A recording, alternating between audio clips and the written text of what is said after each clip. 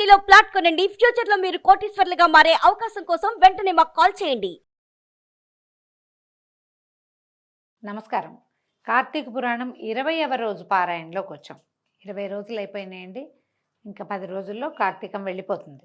పృథు చక్రవర్తి దేవర్షి అయిన నారద మహామునిని ఇలా అడుగుతున్నాడు. దేవర్షి, తులసిని స్థాపించి ఆ మండపంలోనే ముందుగా విష్ణు పూజ చేయాలని సెలవిచ్చావు. పైగా తులసిని హరిప్రియ, విష్ణువల్లభ వంటి పేర్లతోటి సంబోధించావు. శ్రీవారికి అంతటి ప్రియకరమైన ఆ తులసి మహాత్మ్యాన్ని వినిపించమన్నారు. తులసి అన్నెడలా కనపడుతుందండి మనకి. ఒక్క తులసి చెట్టు పెట్టుకుంటే ఒక సంవత్సరం 6 నెలలు తిరిగేసరికి చిన్న చిన్న తులసి చెట్లు చుట్టుపక్కల వస్తాయి. ఈ తులసి చెట్టు మీద నుంచి వెళ్ళి గాలి విస్తారంగా వచ్చిందంటే ఈ తులసి రెమ్మలు ఎగిరి ఎక్కడో పడి కింద కూడా చిన్న చిన్న కాస్త మట్టి ఉన్న స్థలాల్లో కూడా తులసి సులువుగా మొలుస్తుంది. తులసిని బ్రతికించడం సులువు, కాపాడడం కూడా సులువే. అంత సులువుగా వచ్చేటువంటి తులసి చెట్టు విష్ణువుకి పరమ ప్రీతికరం అని చెప్తారు. తులసి చెట్టుని ఎట్లా కాపాడాలి, ఎలా సేవించుకోవాలి, ఇవన్నీ చాలా విధానాల ప్రకారం ఉంటాయండి. కొందరి ఇళ్లలో అయితే మాకు అసలు తులసి ఇది లేదంటారు, ఆనమాయి లేదండి, తులసి చెట్టు పెట్టుకోవచ్చు అంటారు. ఆనమాయి లేకపోవటానికి పూజకి ఆనమాయి ఉండదు. నేను కూడా మాకు తులసి పూజ లేదండి. పురాణ సందర్భంలోనే ఈ మాట చెప్తున్నా. తులసి తోటి పూజిస్తాం మేము. తులసికి పూజ చేసే విధానం నా చిన్నతనంలో తెలియదు. నేను బాగా పెద్దదాన్ని అయ్యాక అనంతరమే తెలుసుకున్నా. తులసికి చక్కగా పూజ చేస్తే అప్పుడు సినిమాల్లో చూసేవాళ్ళం. ఏమిటో కొంతమంది చేసుకుంటారు అనుకునేవాళ్ళము. తులసిని పూజించడం వల్ల మనకి ప్రధానంగా వనగూడే ప్రయోజనం ఏంటంటే, ఒక ఎక్కువ ఆరా కలిగి ఉంటుంది, జీవశక్తి ఎక్కువగా కలిగి ఉంటుంది తులసి చెట్టు. ఈ చెట్టుని రోజు ముట్టుకోవటం వల్ల శుభ్రం చేయటానికి తులసి వనాన్ని లోపలికి వెళ్ళాలి, దాని చుట్టూత ప్రదక్షిణ చేయాలి, నీరు పోసేటప్పుడు తాకుతాము, ఇట్లా ముట్టుకుంటాము. ఇవన్నీ కూడా మనకి ఆరోగ్యానికి చాలా మంచిది. ప్రధానంగా స్త్రీల ఆరోగ్యానికి తులసి చెట్టు సేవ ఎక్కువ మంచిది. అందుకని పూర్వ ఋషులు మనకి ఆలోచించి ఈ తులసి విధానాన్ని ప్రవేశపెట్టారు, పూజా విధానాన్ని. పూజ లేదు కానీ తులసిని మన పెరట్లో పెంచుకోవచ్చు కదా. ఆ లక్షణంగా అయినా మనం దాని దగ్గర శుభ్రం చేస్తాం, దాని చుట్టూతా తిరుగుతాం, ముట్టుకుంటాం. ఏ ఆరోగ్యానికి అవసరమైందో జలుబు చేసిందని 2 తులసి దళాలు తెంపి నోట్లో వేసుకుంటాం, ఏదో ఒకటి చేస్తాం. ఆనమాయి లేకపోయినా తులసి చెట్లు పెంచుకోవచ్చండి. మనం పరమ పవిత్రగా భావించేటువంటి తులసమ్మ తల్లి గురించి ఇప్పుడు చెప్తున్నారు కథ. నారదుడు చెప్తున్నాడు, శ్రద్ధగా వినురాజా. పూర్వం ఒకసారి ఇంద్రుడు సమస్త దేవతా అప్సర సమేతుడై శివదర్శనార్థం కైలాసానికి వెళ్ళాడట. ఆయన చుట్టూతా మొత్తం నవగ్రహాలు, తర్వాత అప్సరోగణము అంతా మందిమాగదులతో సహా వెళ్ళాడు. వెళ్ళేసరికి ఆ సమయానికి పరమేశ్వరుడు భేతాళ రూపిగా ఉన్నాడట. అయితే భీత మహాదంశ నేత్రాలతోటి మృత్యుభయంకరంగా ఉన్న ఆ స్వరూపంలో ఉన్న ఆయన్ని శివుడుగా గుర్తించలేక ఈశ్వరుడు ఎక్కడున్నాడు, ఏం చేస్తున్నాడు అని ఆయననే ప్రశ్నించాడట ఇంద్రుడు. కానీ ఆ పురుషోత్తముడు జవాబు ఇయ్యలేదు. ఆయన మంచి రౌద్రంతో ఉన్నాడు. నేను శిక్షిస్తున్నాను, ఎవడు రక్షిస్తాడో చూస్తానని ఏం చేశాడట ఇతను, ఇంద్రుడు వజ్రాయుధంతో అతని కంఠసీమ మీద కొట్టాడు, మెడ మీద కొట్టాడట. మెడ కొట్టాడు. కొట్టేసరికల్లా మెడ నల్లబడింది. అక్కడి నుంచి ఏమైంది, ఈ వజ్రాయుధం మాత్రం బూడిదైపోయింది. ఆ ఊరికే గుచ్చుకుని నల్లబడింది తప్పిస్తే అంతకంటే ఏం అవ్వలేదు. వజ్రాయుధం బూడిదైపోయేసరికల్లా అక్కడి నుంచి ఈయన దగ్గరికి వెళ్ళి కొట్టాడు కదా. ఈ కొట్టిన సమయంలో ఆ భీషణ మూర్తి నుంచి ఇలా మంటల్లాగా వచ్చేసినట్టు ఒక తేజస్సు బయటకు వస్తుంది. ఆ తేజస్సు దేవేంద్రుడిని కూడా దగ్ధం చేసేలాగా ఉండటంతో దేవగురువైన బృహస్పతి ఆ భేతాళ స్వరూపం శివుడేనని గ్రహించి ఈ ఇంద్రుడిని వెనక్కి లాగి అతనికి బోధించి, ఈయనే శివుడులాగా తెలుస్తున్నాడు, నీ శక్తిని నిర్వీర్యం చేయగలిగిన వాడు మహాదేవుడే అయి ఉండాలి, నమస్కారం చేయి, ప్రాణ శరణాగతి చేయమని పరిపరి విధాలుగా చెప్పి అతనితోటి నమస్కారం చేయించాడు. తర్వాత ఈ విధంగా శాంతి స్తోత్రం కూడా చేశాడట. బృహస్పతి కృత భేతాళ శాంతి స్తోత్రం.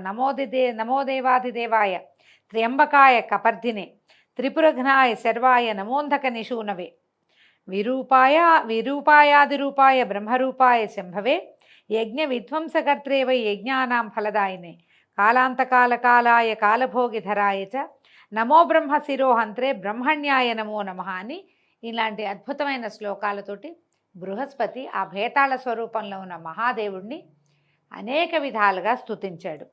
ఈ విధంగా ప్రార్థించడంతో ఆ మహాభేతాళ స్వరూపంలోంచి సాధారణ శివస్వరూపంలోకి వచ్చినటువంటి పరమేశ్వరుడు లోకనాశకమైన తన త్రినేత్రాగ్నిని ఉపసంహరించేందుకు నిశ్చయించి, బృహస్పతి, నా కోపం నుంచి ఇంద్రుణ్ణి నువ్వు బ్రతికించినందుకు కాదు, ఇక నుంచి నువ్వు జీవ అనే పేరుతోటి ప్రఖ్యాతి పొందుతావు. నీ స్తోత్రం నన్ను ముగ్ధుణ్ణి చేసింది, ఏదైనా వరం కోరుకోమన్నాడు. అంటే అప్పుడు ఆ మాట మీద బృహస్పతి అన్నాడట, పరమేశ్వర, నీకు నిజంగా సంతోషం కలిగితే మళ్ళీ అడుగుతున్నాను, స్తోత్రాల్లో కూడా మమ్మల్ని రక్షించని అడిగాను, ఇప్పుడు కూడా త్రిదివేశుని త్రిలోకాలని కూడా నీ మూడో కంటి మంట నుంచి రక్షించు. ఎందుకంటే ఆయన కోపం వచ్చేసరికి ఆ కంట్లో నుంచి మంట వచ్చేస్తుంది.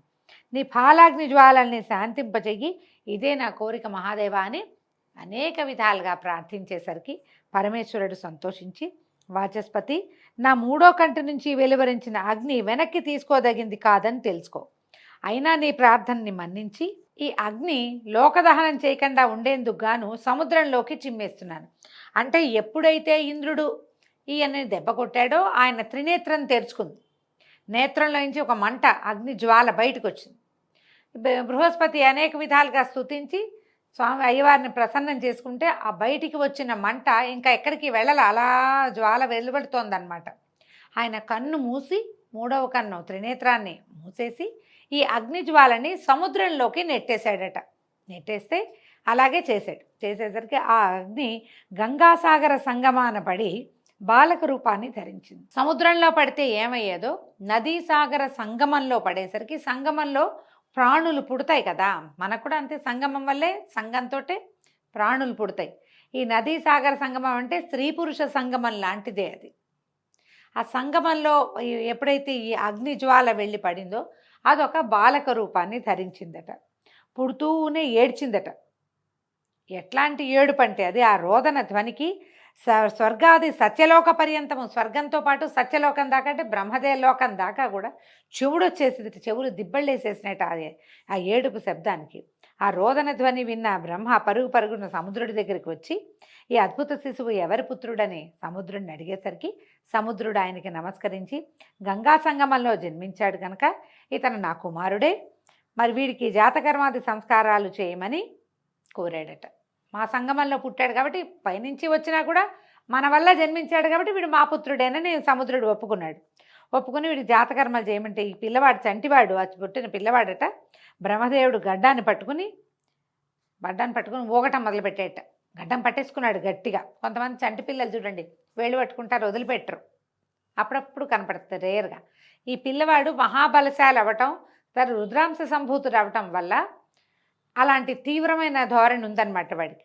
ఆ పట్టుకుని ఊగుతుండే సర్కల్ బ్రహ్మదేవుడికి కళ్ళ నీళ్ళ పర్యంతమైన గడ్డం పట్టుకుని వెంట్రుకలు పట్టుకుని లాగితే నొప్పెట్టదు. ఆ ఒకసారి బాధ కలిగి ఆయన కంట్లో ఇంచి ఒక చుక్క నీరు వచ్చిందట. విధాతనట, ఓ సముద్రుడా, నా కళ్ళ నుంచి రాలి చిందిన నీటిని ధరించిన వాడుగా వీడు జలంధరుడు అనే పేరుతోటి విఖ్యాతుడవుతాడు. కంటి నీటిని, బ్రహ్మదేవుడి కంటి నీరు వాడి మీద పడింది, ఆ పిల్లవాడి మీద, అందుచేత జలంధరుడు అనే పేరుని పెట్టాడట. సకల విద్యావేత్త, వీరుడు అయి శివునిచే తప్ప ఇతరులకు వధించరాని వాడవుతాడు అని దీవించి పట్టాభిషిక్తుని చేశాడు. పరమేశ్వరుడి చేతిలోనే వీడికి మరణం ఉందని చెప్పి దీవించి వాడిని పట్టాభిషిక్తుని చేశాడు. ఆ జలంధరుడికి కాలనేమి అనే రాక్షసుడి కూతురైనటువంటి బృందనిచ్చి వివాహం చేశారట. రూపవయోబల విలాసుడైన జలంధరుడు బృందను భార్యగా స్వీకరించి దానవాచారుడైన శుక్రుని సహాయంతో సముద్రం నుంచి భూమిని ఆక్రమించి స్వర్గంలాగా పరిపాలించడం మొదలుపెట్టాడు. రుద్రాంశ సంభూతుడు అవటం వల్ల పరమ బలశాలిగా తయారయ్యాడు.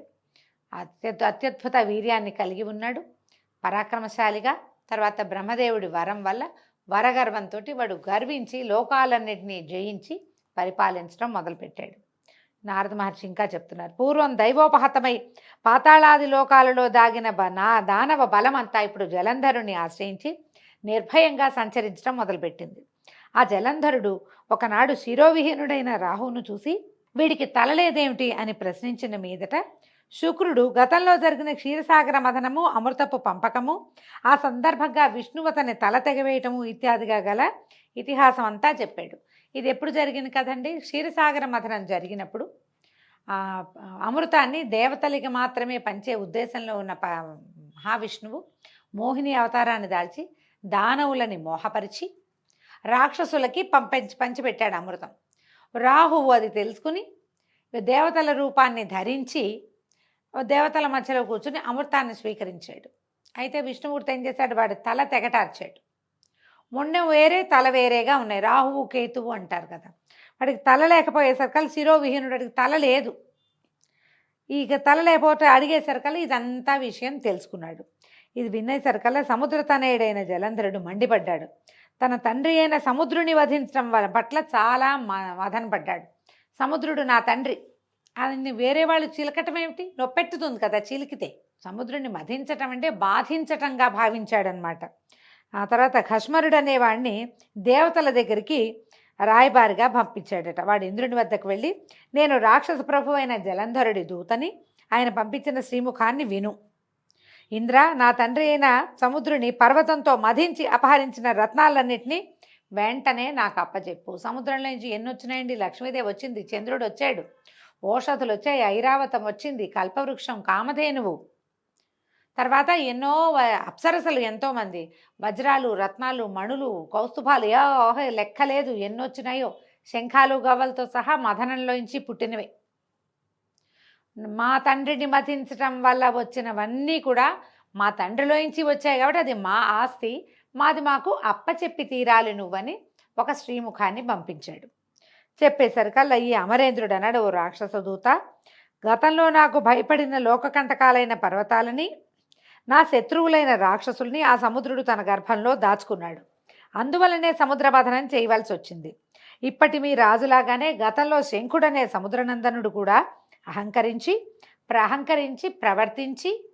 అహంకారంతో ప్రవర్తించి నా తమ్ముడైన ఉపేంద్రుని చేత వధింపబడ్డాడు. కాబట్టి సముద్ర మథన కారణాన్ని దైవతగణ తిరస్కృతికి లభించబోయే ఫలితాన్ని కూడా మీ నాయకుడికి విన్నవించుకో అని చెప్పాడు. భస్మరుడు జలంధరుడి దగ్గరికి వెళ్ళి మగుడు చెప్పిన ఈ దేవేంద్రుడు చెప్పిన విషయాలన్నీ చెప్పేశాడు. ఆయన కేకలేశాడు, తిట్టాడు, దురుసుగా ప్రవర్తించాడు, దిక్కుని చోట చెప్పుకోమన్నాడు. మరి వాక్యాలు అలాంటివే కదా ఇంచుమించుగా, అవన్నీ చెప్పేసరికల్లా మండిపడిపోయేటట జలంధరుడు. మరుక్షణమే స్వర్గం మీద సమరం ప్రకటించాడు. శుంభ నిశుంభాది సైన్యాధిపతులతో సహా దేవతల మీదకి దండెత్తాడు. ఉభయ సైన్యాల వారు ముసల పరిఖ బాణ గదాది ఆయుధాలతో పరస్పరము ప్రహరించుకున్నారు. వాళ్ళ దగ్గర ఉన్న అన్ని ఆయుధాలతోటి చచ్చేలా కొట్టుకున్నారు. రథగజ తురగాదిక శవాలతోటి రక్త ప్రవాహాలతోనూ రణరంగం నిండిపోయింది. రాక్షస గురువైన శుక్రుడు మరణించిన రాక్షసులందరినీ మృత సంజీవిని విద్యతోటి బతికిస్తుండగా, మృత సంజీవిని విద్య కథ తెలుసు కదండి, కచుడు దేవయాని కథ చెప్తాం. అందులో ఈ మృత సంజీవని చాలా విశేషంగా కనపడుతుంది. ఆయనేమో ఈ చచ్చిపోయిన దానవులందరినీ మృత సంజీవనితో బతికిస్తున్నాడు. దేవగురువైన బృహస్పతి అచేతనాలైన దేవగణాలను ద్రోణగిరి మీదున్న దివ్యౌషధాలతోటి చేయటం మొదలుపెట్టాడు. ఇది గ్రహించిన శుక్రుడు జలంధరుడికి చెప్పి ఆ ద్రోణగిరిని సముద్రంలో పారేయించాడు. ఇది వాళ్ళు కూడా బతికొస్తున్నారు, మన వాళ్ళు బతుకుతున్నారంటే మన దగ్గర మృత సంజీవని ఉంది, వీళ్ళ దగ్గర మృత సంజీవని లేదు దేవతల దగ్గర.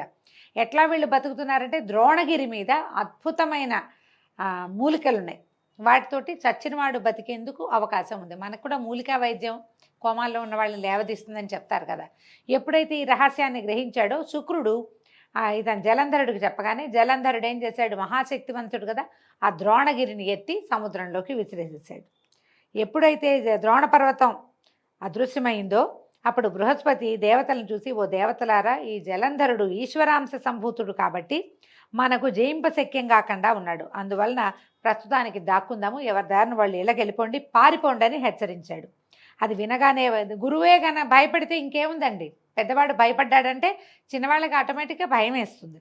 భయార్తులైన దేవతలందరూ కూడా యుద్ధరంగం నుంచి పారిపోయి మేరుపర్వత గుహాంతరాలని ఆశ్రయించారు. మేరుపర్వతం దగ్గరికి దేవతలు దానవులు రారు, అది వేరొకరికి తెరవబడదనమాట. ఆ లోపల గుహల్లోకి వెళ్ళిపోయారు వీళ్ళు. అంతటితో విజయాన్ని పొందిన జలంధరుడు ఇంద్ర పదవిలో తాను పట్టాభిషిక్తుడై శుంభ నిశుంభాదులను తన ప్రతినిధులుగా నిర్ణయించి పారిపోయిన దేవతల్ని బందీల్ని చేయడం కోసం కొంత సైన్యంతో మేరుపర్వతాన్ని సమీపించాడు. మేరుపర్వతాన్ని సమీపించాక ఏం జరిగిందో రేపటి భాగంతో తెలుసుకుందామండి. ఈ రోజుతో 20వ రోజు పారాయణ పూర్తయింది. రేపు ఉదయం మళ్ళీ కలుసుకుందాం. నమస్కారం.